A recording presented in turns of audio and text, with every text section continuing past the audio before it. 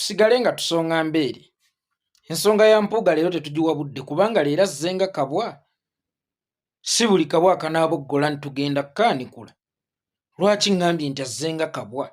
Ye yennyini gye buvuddeko yaddukira ku leediyo ya Ssaabasajja Kabaka CBS n'alayira okufiira mu kitooke kya Gonja nti bamukonjera tafunanga yadde ku munwe gw'ennusu.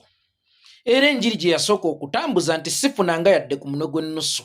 Ate omuntu y'omu akomyewo acacanja nti kkooti egambye nazifunira mu mateeka, tolaba nti obwongo bwe tateesa nabo kumanya statement ntuufu ko buyina kuyimirira. Ng'era tudda ku oyo. Buno bubwa tumuvinga embeere, tusonga embeere, musululu moja. Tusonga embeere.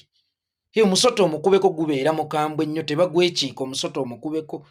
Buno bubwa bwe bataagema bujja tulwaza endwadde z'embwa. Tusonga embeere ffe tusigale ku mulamwa gwaffe omunene gwe tuliko.